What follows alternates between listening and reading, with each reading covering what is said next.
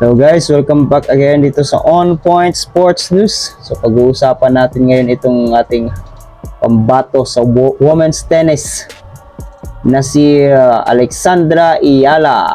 So si Alex Iyala ay kasama sa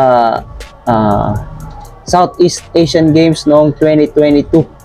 Pero siya ay bronze medalist lang.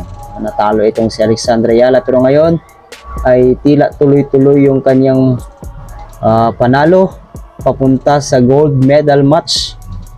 Ang mga kalaban ni Alexandra Iyala ay ang host country, pambato ng host country na Thailand na si Sawangku. Sana manalo itong ating pambato na si Alex Iyala. Si Alex Iyala ay pang rank number 53 sa buong mundo. Rank 53, isipin nyo, napakarami ng tennis player sa mundo, pero itong si Alexandra Iyala pang rank number 53, Pilipina. Talagang pambato natin ito, si Alex Iyala. Itong si Alex Iyala at si Sawangku ay nagkaharap 12 months ago. Nagkaharap na sila, kaso natalo si Alex Iyala, kaya hindi din basta-basta itong makakalaban niya na Thailand na si Sawangku, dahil tinalo niya si Iyala sa 3 sets. Sa unang set, panalo si Alex Iyala, pero sa second and third set, panalo si Sawangku. Kaya ito ay magiging rematch na nila, no?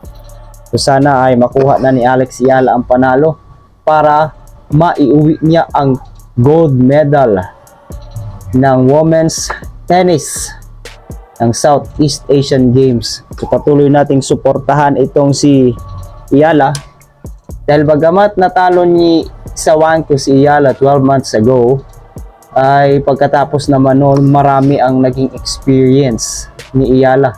Marami siyang mga naging international matches. Sumikat pa nga ito, di ba? Nag-trend, nag-viral pa itong si Alex Iyala dahil sa kanyang mga panalo sa mga international games. So itong SEA Games ay magiging dagdag na lang sa kanyang profile. Sana ay maiuwi na dati ang Philippines noong 2023 ay nakahakot ng 260 medals. 58 golds, 86 silvers, 116 bronzes. So ngayon ay sana madagdagan ito. Noong 2023 na SEA Games, 5th overall lang ang Philippines sa gold medals, sa medal haul, no?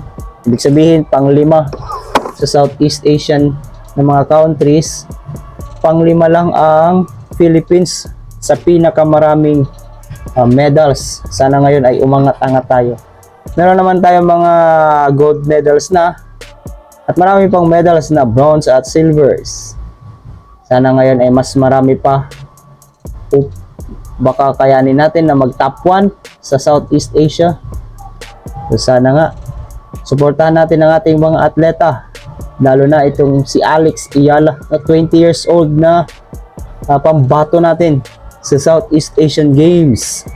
So yun lang guys, suportahan natin ang ating mga atleta ng Philippines Southeast Asian Games. Sa mga marami pang sports balita ay patuloy nyong subaybayan ang On Point Sports News. Peace!